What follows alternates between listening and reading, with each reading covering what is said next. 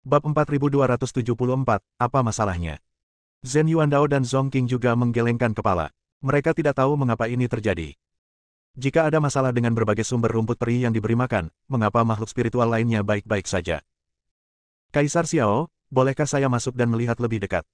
Dev bertanya pada Xiao Yuanshan. Xiao Yuanshan mengangguk dan berkata, tentu saja, Tuan Dev harus lebih berhati-hati. Banyak dari makhluk spiritual yang sakit ini tidak patuh dan mungkin menyerang Anda. Saya akan memperhatikan. Dev mengangguk, lalu meminta Xiao Yuanshan untuk membuka formasi, lalu masuk. Yang lain mengawasi di luar, tapi Xiao Yuanshan siap membuka formasi kapan saja untuk mengeluarkan Dev. Setelah Dev masuk, makhluk spiritual ini tidak menyerang Dev. Mereka hanya menatap Dev dan mengabaikannya. Dev berjalan menuju makhluk roh yang tergeletak di tanah dan dengan lembut menyentuh kepala makhluk roh itu dengan tangannya. Namun, makhluk roh itu tidak membuat gerakan sama sekali dan bahkan tidak mau mengangkat kelopak matanya. Ketika Dev melihat ini, dia tahu bahwa makhluk roh itu pasti sakit parah. Anda harus tahu bahwa makhluk roh sangat waspada. Kecuali pemiliknya, jika ada orang asing yang mendekat, mereka pasti akan menjadi gila. Aura di tubuh Dev tidak familiar bagi makhluk roh ini, tetapi makhluk roh itu membiarkan Dev menyentuhnya tanpa reaksi apapun. Dia menembakkan aliran energi spiritual dan mengedarkannya ke seluruh tubuh binatang spiritual, tetapi Dev tidak menemukan sesuatu yang istimewa. Kemudian Dev berjalan di depan macan tutul-tutul. Tepat ketika Dev hendak menjangkau macan tutul itu, tiba-tiba terdengar suara dengusan di perut macan tutul itu. Ini tandanya macan tutul itu hendak menyerang manusia. Terlebih lagi, roh macan tutul membuka matanya dengan cahaya merah, dan taringnya yang besar terus terlihat ke arah Dev. Ini peringatan untuk Dev, jangan mendekatinya lagi, kalau tidak dia akan menyerang. Dev memandangi roh macan tutul di depannya. Ia memiliki kekuatan untuk melampaui alam bencana, dan pada pandangan pertama ia tampak seperti makhluk roh yang ganas sebuah ancaman dan tidak akan membiarkan Dev mendekat. Meluncurkan serangan membuktikan bahwa macan tutul roh ini juga sakit parah. Dev mengabaikan ancaman dari roh macan tutul dan mendekati roh macan tutul lagi. Kali ini, roh macan tutul berdiri dan mulai menyerang. Tuan Dev, jangan dekat-dekat dengan macan tutul itu. Orang ini sangat kejam. Dia tidak mau mendengarkan siapapun kecuali saya. Setelah melihat ini, Kaisar Xiao segera mengingatkan Dev. Meski roh macan tutul sudah sakit dan tidak lagi begitu kejam dan ganas, bukan berarti dia bisa disentuh oleh orang asing begitu saja. Selain itu, macan tutul roh ini juga mampu melampaui alam kesengsaraan. Jika menyerang Dev dan menyebabkan makhluk roh lainnya menyerang Dev, itu akan merepotkan. Jangan khawatir, Kaisar Xiao. Saya hanya ingin mencari tahu di mana letak masalahnya. Kata Dev. Kalau begitu aku akan menggunakan beberapa cara untuk menidurkan makhluk spiritual ini, sehingga kamu bisa menyelidikinya dengan aman. Xiao Huang berkata pada Dev. Tidak, jika makhluk roh tertidur, tidak ada cara untuk mendeteksi kelainan pada tubuh mereka. Macan tutul roh ini tidak akan menyakitiku. Dev berkata dengan sangat percaya diri. Dev berjalan menuju Lingbao, yang membuat Zhen Yuandao dan yang lainnya gugup. Ini adalah binatang spiritual, meskipun telah dijinakkan dan jauh lebih jinak dibandingkan dengan binatang buas itu, bukan berarti ia bisa dibelai begitu saja. Terlebih lagi, jika macan tutul roh ini menjadi gila, tidak ada bedanya dengan monster. Selain itu, ada makhluk roh lain di sekitarnya yang benar-benar membahayakan dirinya sendiri. Kaisar Xiao, tolong aktifkan formasi dengan cepat dan biarkan Tuan Dev keluar. Melihat ini, Nenek Zhen buru-buru berkata pada Xiao Yuanshan. Dev adalah laki-laki Bai Qian. Jika Dev memiliki kekurangannya, Bai Qian mungkin tidak ingin hidup lagi. Bab 4275, dia tidak memiliki keberanian. Jika Anda mengaktifkan formasi saat ini, saya khawatir makhluk spiritual itu akan menjadi gila dan bergegas keluar. Jangan khawatir, selama Tuan Dev dalam bahaya, saya akan membunuh semua makhluk spiritual ini secepat mungkin. Kata Xiao Yuanshan. Untuk menghibur Dev, Xiao Yuanshan tidak ragu-ragu membunuh semua makhluk spiritual yang berharga ini, yang menunjukkan status Dev di Xiao Yuanshan. Tahukah Anda, sangat sulit mendapatkan makhluk spiritual, dan butuh waktu lama untuk menjinakkannya sedikit demi sedikit. Semua makhluk spiritual ini terbunuh, yang juga merupakan kerugian besar bagi dinasti Xiao. Pada saat ini, Dev telah tiba di depan roh macan tutul. Roh macan tutul dengan mata merah membuka mulutnya yang berdarah dan hendak menyerang Dev ketika tiba-tiba ekspresi ketakutan muncul di mata merahnya. Dia benar-benar merasakan tekanan dari binatang suci dari Dev. Tekanan dari Raja Binatang ini membuat roh macan tutul yang awalnya gila menjadi jujur dalam sekejap. Tahukah Anda, Dev adalah wujud asli naga emas, dengan darah klan binatang di tubuhnya, dan dia juga klan naga, Raja Binatang. Semburan sedikit roh naga Dev membuat macan tutul roh gila ini menjadi sangat jujur. Saya melihat roh macan tutul tergeletak di tanah seperti anjing pesek, mengibaskan ekornya ke arah Dev. Dev membelai kepala roh macan tutul, dan semburan energi spiritual menembus tubuh roh macan tutul. Saat ini, Xiao Yuanshan dan Zhen Yuandao sedikit bingung. Mereka tidak mengerti bagaimana macan tutul spiritual ini, yang awalnya gila, tiba-tiba menjadi sangat jujur. Mereka juga tidak merasa bahwa Dev menggunakan tekanan kekuatan fisiknya untuk menekan roh macan tutul. Setelah memeriksanya, tidak ada yang istimewa dari macan tutul roh ini, yang membuat Dev sedikit malu. Jika penyebabnya tidak dapat ditemukan, tidak ada cara untuk mengobatinya. Tidak ada masalah dengan sumber makanan, tidak ada masalah dengan lingkungan berkembang biak, dan bahkan orang-orang yang memelihara makhluk roh ini dipilih dengan cermat, dan mereka semua sama dengan makhluk roh lainnya.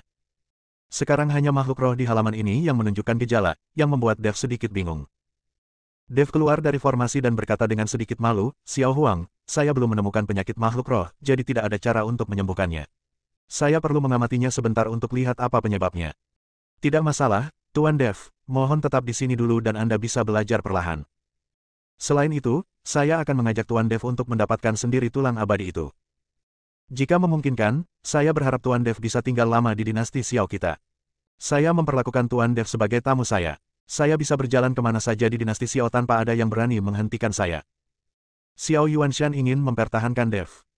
Lagi pula, di mata Xiao Yuanshan, Dev adalah orang yang berbakat. Jika dia bisa bertahan di dinasti Xiao, itu pasti akan menjadi keuntungan besar bagi dinasti Xiao. Dev tersenyum tipis dan berkata, "Kaisar Xiao, saya memahami kebaikan Anda, tetapi saya sudah terbiasa dengan kebebasan, dan masih banyak hal yang belum terselesaikan. Kamu juga tahu kalau aku masih diburu oleh aliansi penyegel iblis. Jika aku tetap tinggal di dinasti Xiao, aku hanya akan membawa masalah pada Kaisar Xiao. Tuan Dev, jika Anda tinggal di dinasti Xiao, aliansi penyegel iblis tidak akan berani mengejar Tuan Dev di wilayah saya di dinasti Xiao, tidak peduli betapa beraninya mereka." Ketika Xiao Yuanshan mendengar ini, dia segera menepuk dadanya dan berkata, "Tidak, saya di sini untuk membantu dokter. Xiao menyembuhkan makhluk roh, dan saya harus segera kembali ke wilayah tengah secepat mungkin. Sekarang keluarga Feng telah menduduki kota Kaisar Rubah, wanita saya menjadi tunawisma. Saya tidak bisa hanya duduk dan menonton." Dev menggelengkan kepalanya dan berkata, "Keluarga Feng." Xiao Yuanshan sedikit mengernyit, lalu memandang Yu Wenqiang dan berkata, "Perdana Menteri Yu, kota manakah yang paling dekat dengan wilayah tengah?"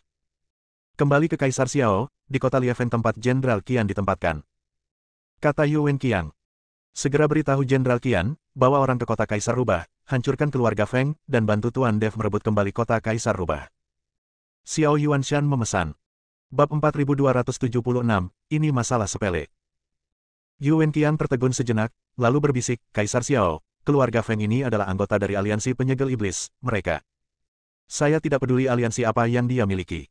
Ini adalah perintah. Beritahu Jenderal Qian bahwa jika saya tidak mendengar berita kehancuran keluarga Feng dalam 5 hari, biarkan dia datang langsung ke kota kekaisaran untuk meminta maaf." Wajah Xiao Yuanshan dingin dan suaranya tidak diragukan lagi. Tubuh Yu Wenqiang sedikit gemetar, lalu dia mengangguk cepat dan berkata, "Saya mengerti, saya akan segera memberi perintah." Yu Wenqiang pergi, dan Xiao Yuanshan memandang Dev dan berkata, "Tuan Dev, silakan tinggal di sini sebentar, jangan khawatir, ini hanya keluarga Feng, Anda tidak perlu mengingatnya." Dev dan Zhen Yuandao sedikit terkejut saat melihat bagaimana Xiao Yuanshan menghancurkan sebuah keluarga hanya dengan satu kata. Tapi inilah kekuatan. Selama Anda memiliki kekuatan yang cukup, tidak ada kesulitan yang disebut kesulitan. "Xiao Huang, terima kasih banyak." Dev mengangkat tangannya ke arah Xiao Yuanshan. Dev juga berencana untuk bergabung dengan orang-orang Chen Wenliang dari Asosiasi Apoteker Wilayah Tengah untuk pergi bersamanya merebut kembali kota Huhuang dan menghancurkan keluarga Feng. Sekarang sepertinya sudah tidak berguna lagi. Xiao Yuanshan secara pribadi membuat pengaturan untuk Dev dan yang lainnya, dan kemudian secara pribadi membawa tulang abadi. Ini adalah tulang kaki. Jelas sekali bahwa tulang tersebut telah menjadi batu giok sejak lama. Tulang kakinya yang jernih seperti batu giok putih. Saat Dev mengambil tulang abadi, dia tahu bahwa ini adalah tulang Raja Iblis Qiyun. Raja Iblis Qiyun juga sangat bersemangat saat ini. Selama tulangnya bisa dikumpulkan, dia bisa terlahir kembali dan tidak perlu lagi tercekik di lautan kesadaran Dev. Sekarang Raja Iblis Qiyun ingin bergerak, dia perlu menggunakan tubuh Dev, tetapi tubuh Dev tidak dapat memuaskan Raja Iblis Qiyun, jadi dia hanya bisa mengontrol penggunaan dua gerakan. Jika dia bisa dibangkitkan, Raja Iblis Qiyun pasti akan menemukan seseorang untuk diajak bertarung. "Kaisar Xiao, bolehkah saya bertanya, dari mana Anda mendapatkan ini, tulang abadi ini?" Dev ingin tahu di mana tulang abadi Xiao Yuanshan diperoleh. Jika dia tahu alamatnya, dia bisa mencoba peruntungannya di sana. "Sekte Darah dan Tulang memintaku melakukan sesuatu untuk mereka dan kemudian memberikannya kepadaku. Dari mana mereka mendapatkannya, aku tidak tahu." Xiao Yuanshan berkata jujur. Gerbang Tulang Darah. Dev sedikit terkejut. Sepertinya dia belum pernah mendengar tentang sekte ini. Sekte Tulang Darah adalah sekelompok pembudidaya iblis yang menggunakan tulang manusia dan darah manusia untuk berlatih dan telah beroperasi di wilayah Gunung Tianmo di wilayah selatan. Selanjutnya, orang-orang dari Sekte Tulang Darah juga akan mengumpulkan banyak tulang peri yang tertinggal selama perang antara dewa dan iblis untuk digunakan sebagai sumber pelatihan.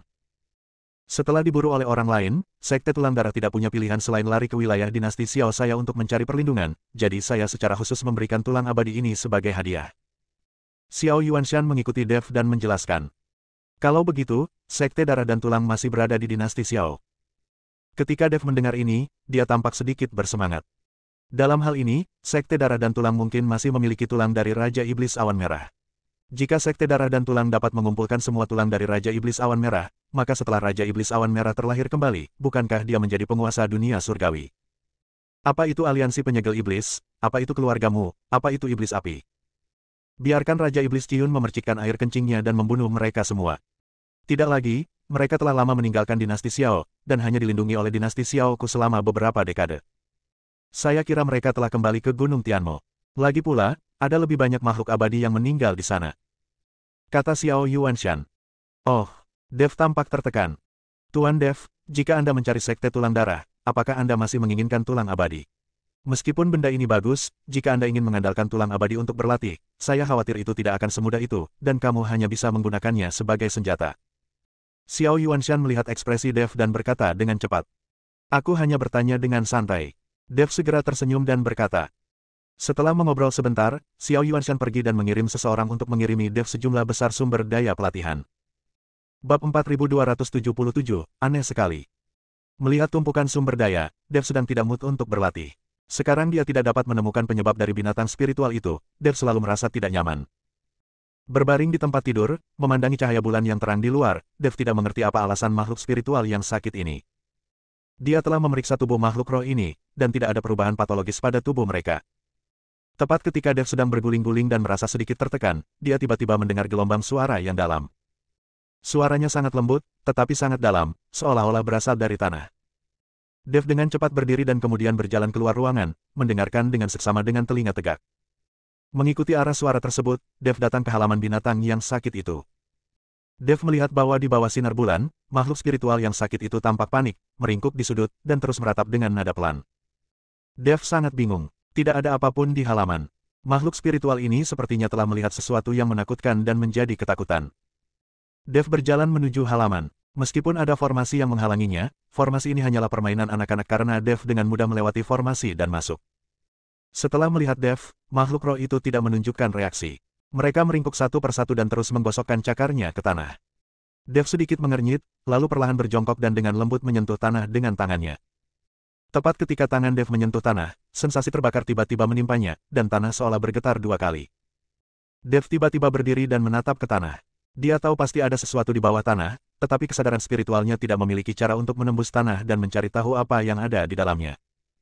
Dev mencoba melambaikan telapak tangannya ke tanah, tetapi tanah tidak menunjukkan respon, yang membuat para makhluk roh itu semakin panik.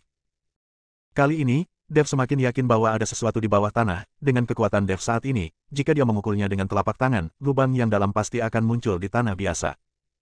Apakah ada formasi di lapangan? Dev mencoba mencari formasi yang terukir di tanah, tetapi setelah mencari beberapa kali, Dev tidak dapat menemukan jejak formasi apapun di tanah. Aneh sekali. Dev berpikir keras. Saat Dev sedang bermeditasi, cahaya bulan perlahan menyinari halaman. Di bawah bulan purnama, Dev menemukan ada pola formasi samar di tanah. Pola formasinya sangat samar, sangat redup sehingga hampir mustahil untuk dideteksi. Jika bukan karena cahaya bulan, Dev tidak akan dapat menemukan bahwa sebenarnya ada pola formasi di tanah. Tetapi ketika Dev hendak melihat lebih dekat apa pola formasi itu dan bagaimana cara memecahkannya, cahaya bulan tiba-tiba melemah, dan pola formasi yang menjulang menghilang dalam sekejap. Dev mengangkat kepalanya dan melihat ke bulan purnama. Dia tahu bahwa hanya ketika bulan purnama berada di langit, pola susunannya akan terungkap. Tetapi waktunya sangat singkat, dan tidak mungkin ada orang yang bisa memecahkannya. Belum lagi memecahkannya, jika Anda tidak memperhatikan, tidak akan ada yang menyadari bahwa ada pola formasi di tanah. Diperkirakan Xiao Yuanshan tidak mengetahui adanya pola formasi di tanah di halaman ini selama bertahun-tahun. Tampaknya makhluk spiritual di halaman ini sakit satu persatu, dan itu pasti ada hubungannya dengan hal-hal di bawah tanah. Saya hanya tidak tahu apa yang tersembunyi di bawah formasi ini. Tapi sekarang pola formasinya hilang, Dev tidak dapat menemukannya tidak peduli bagaimana dia menggunakan kesadaran spiritualnya.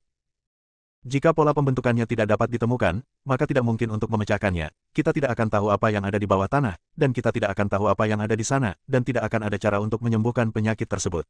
Dari binatang spiritual ini, jika memang tidak berhasil, kita hanya bisa memindahkan makhluk spiritual ini dan membesarkannya di tempat lain. Mungkin penyakit di tubuh kita perlahan akan membaik. Bab 4278, Api Kilin. Wah, bukankah kamu sudah memahami pola ketuhanan? Kamu bisa meletakkan pola ketuhanan di tanah. Ini pasti akan dilanggar oleh formasi aslinya, dan formasi aslinya akan terungkap. Kata Raja Iblis Ciyun pada Dev. Ketika Dev mendengar ini, matanya tiba-tiba berbinar dan dia berkata, ya, mengapa saya tidak memikirkan hal itu? Saya tidak menyangka bahwa para senior juga mengetahui sesuatu tentang seni bertarung. Tetap berada di lautan kesadaranmu sepanjang hari, aku mengerti sedikit. Kata Raja Iblis Ciyun sambil tersenyum. Dev buru-buru menyusun pola ilahi. Meskipun dia tidak mengetahui tingkat formasi lawan, Dev mencoba yang terbaik untuk meletakkan pola ilahi. Jika pola ilahi terlalu sederhana dan tidak menimbulkan ancaman, tidak ada cara untuk mengganggu formasi aslinya. Saat pola ilahi yang dibuat oleh Dev perlahan jatuh, tanah segera bergetar sedikit, dan makhluk spiritual itu terus mengaum. Benar saja, ketika pola dewa yang dibuat oleh Dev jatuh ke tanah, pola formasi tiba-tiba muncul di tanah. Kali ini, pola formasi jelas jauh lebih terang, dan seluruh formasi dapat terlihat dengan jelas. Dev tidak berani menunda sama sekali, dan segera mulai menguraikan pola formasi. Hanya butuh 1/4 jam bagi formasi untuk memecahkan Dev. Terlihat juga bahwa meskipun formasi tersebut sangat tersembunyi, ini bukanlah formasi lanjutan. Ketika pola formasi retak, tanah tiba-tiba runtuh, dan kemudian lubang gelap ke bawah muncul di depan Dev. Di pintu masuk gua, gelombang panas terus datang, dan makhluk roh itu menjadi semakin ketakutan. Setelah melihat sekilas, Dev berjalan menuju pintu masuk gua. Setelah masuk, Dev menemukan bahwa ruang itu terdistorsi dan dia benar-benar memasuki ruang lain. Sepertinya ini bukan di bawah tanah, tapi ruang terpisah. Pola formasi tersebut adalah kunci untuk membuka ruang ini. Ruangan ini tidak terlalu besar, tetapi di dalamnya sangat panas, seperti berada di dalam api. Untungnya, Dev berasal dari api dan api es yang sangat dingin, jadi dia tidak takut panas sama sekali, apalagi terbakar sampai mati. Dev melihat sekeliling dan ingin tahu dari mana datangnya gelombang panas di sini. Tapi saat Dev sedang melihat sekeliling, semburan api tiba-tiba menghantam Dev. Dev mengerutkan kening, melambaikan tangannya, dan semburan api langsung meledak, dan apinya bertabrakan dengan hebat. Boom! Dengan suara keras, gelombang panas bergulung, dan seluruh ruangan dipenuhi api. Baru kemudian Dev menyadari bahwa di sudut ruangan, seorang lelaki kecil sedang menatapnya dengan penuh semangat. Si kecil ini bertanduk di kepalanya, tampak seperti singa, dan ada api yang menyala di sekujur tubuhnya. Sekilas, makhluk kecil ini terlihat mirip dengan binatang kecil yang menelan di cincin penyimpanan Dev. Apakah ini binatang kecil yang menelan langit? Dev memandang pria kecil di depannya dan berkata dengan bingung.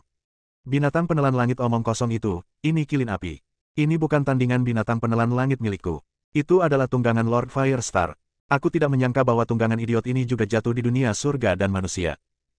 Sepertinya unicorn api kecil ini baru saja menetas. Pantas saja makhluk spiritual itu sakit dan tidak dapat menemukan alasannya. Menurutku mereka hanya ketakutan. Kata Raja Iblis Ciyun sambil tersenyum. Dengan cara ini, tidak hanya tunggangannya yang jatuh di dunia surga dan manusia, tetapi Tuan Bintang Api juga jatuh. Tunggangan Lord Firestar. Dev memandangi unicorn api kecil di depannya, dan tiba-tiba teringat bahwa Raja Bintang Api ingin melihat binatang yang menelan langit di dalam cincin penyimpanannya. Ketika dia mengeluarkannya dan mengatakan itu adalah binatang kilin, Tuan Holingsing jelas tidak senang dan mengatakan bahwa itu adalah binatang penelan langit, tunggangan Tuan Awan Merah. Rupanya, Lord Fire Spirit Star saat itu juga berharap tunggangannya akan terlahir kembali atau melahirkan ahli waris. Bab 4279, Kenali Tuhan. Tangkap unicorn api kecil ini, itu bisa digunakan sebagai tunggangan untukmu. Jika orang ini besar nanti, dia bisa menjadi pengawalmu. Diperkirakan tidak ada seorang pun di surga dan dunia manusia yang mampu menghadapi unicorn api ini. Raja Iblis Ciyun mendorong Dev untuk menangkap unicorn api kecil. Ketika Dev mendengar ini, dia juga ingin menangkapnya, tetapi begitu dia mendekat, unicorn api kecil itu tiba-tiba membuka mulutnya lagi dan menyemprotkan api yang tebal ke arah Dev. Dev buru-buru menghindar dan melihat ke arah unicorn api kecil itu. Dia tidak menyangka si kecil ini memiliki temperamen yang buruk. Ini terlalu sulit untuk ditangkap. Bahkan jika ditangkap, mungkin akan sulit untuk dijinakkan. Kata Dev dengan sakit kepala. Tidak masalah, biarkan binatang penelan langitku yang mengurusnya. Binatang penelan langitku adalah monster langka yang bisa menakuti unicorn api ini sampai mati. Kata Raja Iblis Ciyun. Senior, binatang yang menelan langit itu luar biasa, tapi dia hanya makan dan tidur. Dia tidak patuh, dan aku tidak bisa menahannya untuk bangun. Dev tidak bisa berkata-kata. Binatang yang menelan langit ini memang kuat, tetapi ketika dia bangun, Dev tidak punya cara untuk mengendalikannya. Tapi begitu Dev selesai berbicara, cincin penyimpanan bergetar, dan binatang kecil yang menelan itu bangun dan muncul tepat di depannya. Sepertinya dia menyadari keberadaan unicorn api kecil itu, jadi dia terbangun. Melihat binatang yang menelan langit di depannya, unicorn api tiba-tiba menunjukkan kepanikan di matanya. Saya melihat binatang kecil yang menelan langit berjalan menuju unicorn api kecil. Unicorn api kecil itu menjepit ekornya di antara kedua kakinya dan tidak pernah berani menyemburkan api lagi. Biarkan binatang kecil yang menelan langit itu lewat dan menamparkan kepalanya dengan cakarnya, tetapi unicorn api kecil itu tidak bergerak. Ketika Dev melihat ini, dia juga berjalan mendekat dan membelai unicorn api kecil itu berhenti bergerak dan tidak memusuhi Dev. Ini benar-benar satu hal yang menjatuhkan hal lain.